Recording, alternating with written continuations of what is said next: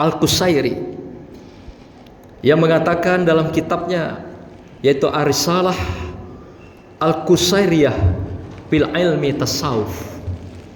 Dalam kitab beliau mengungkapkan ada 3 tanda seseorang itu mencintai Allah dan Rasulnya atau tidak. Apakah dia sudah sampai puncak kecintaan kepada Allah dan Rasulnya, atau memang tidak ada cinta itu sama sekali dengan Allah dan Rasulnya. Kata Qusairi yang pertama, ta'atullahi bima amara wa naha. Yang pertama kata Qusairi, sejauh mana dia taat kepada Allah dengan memahami dan mengamalkan Al-Quran, dengan beribadah tanpa reserve, mengharap balasan, berzikir, dan melakukan ibadah-ibadah selain wajib dan sunnah di hadapan Allah Subhanahu wa ta'ala. Ketaatan inilah kunci. Dari ketaatan inilah kelihatan seorang itu cinta atau tidak pada Allah. Tentu yang paling tertinggi ketaatan itu adalah ibadah sholat. Benarkah sholatnya? Barulah melangkah pada yang lain-lain. Benarkah puasanya? Benarkah zakatnya?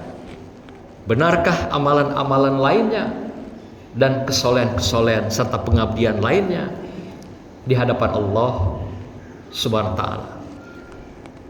Pernyataan ini tentu tidak ada yang bisa menjawab. Kita sendirilah yang tahu sejauh mana level tingkat ketaatan kita kepada Allah Subhanahu wa ta'ala.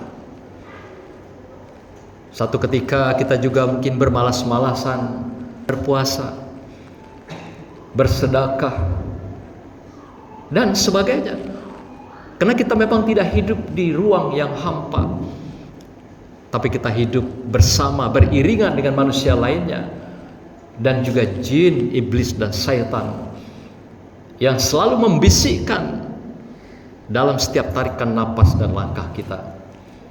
Sehingga disinilah seringkali ketaatan ini tergerus dalam hidup kita. Inilah kita diminta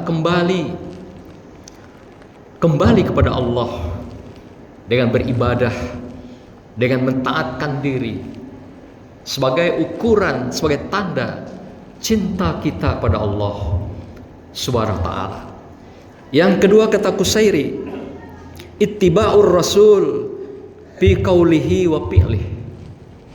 Sejauh mana seseorang mengikuti uswah, mengikuti wasilah, mengikuti sunnah Rasulullah Sallallahu Alaihi Wasallam dalam kehidupan.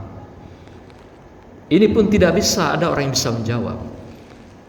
Seberapa jauh kita sudah mengikuti uswah yang kita teladani dari Rasulullah, model kehidupan kita, contoh kehidupan kita yang tidak pernah salah, yang tidak berdosa, maksum di hadapan Allah.